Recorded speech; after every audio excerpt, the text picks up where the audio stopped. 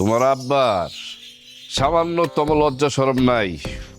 ভাতিজার জন্য মেয়ে দেখতে গেছে না? এই তো সেই ভাতিজা যে তার পথে বসাইতে চাইছিল। শোনো, সাদ্দাম ভাই আমাদের বংশের একমাত্র ছেলে, বংশের প্রদীপ বলা চলে। আব্বার সাদ্দাম ভাইয়ের প্রতি একটা সফট কর্নার আছে, সেই মায়া থেকেই মেয়ে দেখতে গেছে। এতে তো মহাভারত অশুদ্ধ হয়ে যায় রে। বংশের প্রদীপ, হ্যাঁ? অথচ আমি তোমার আব্বার বাপের কাজ করে দিছি, অথচ এখন বাপের থেকে ভাতিজার দাম বেশি হয়ে গেছে।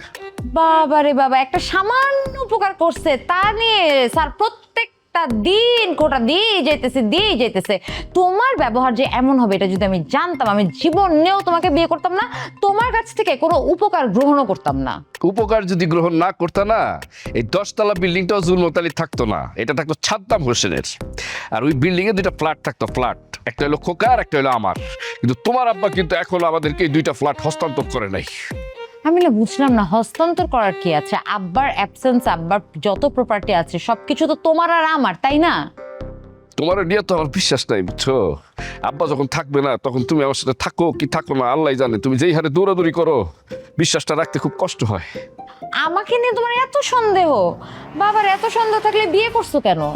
তুমি আমাকে নিয়ে যে সন্দেহ করো, আমিও কিন্তু তোমাকে নিয়ে সন্দেহ করি, কারণ তোমার মন তো এক জায়গায় স্থির থাকে না, পাখির মতো এদিক ওদিক উড়ুত ফুরুত করে। এই খবরদার, একদম উল্টাপাল্টা কথা বলবা না। বিয়ের পরে আমার কোনো পরকীয়ার আকর্ষণ নাই। কারো প্রতি যদি ভালো লাগে মানে আকর্ষণও লাগে, আমি আস্তে করে সাইড দিয়ে পথ কেটে চলে যাই।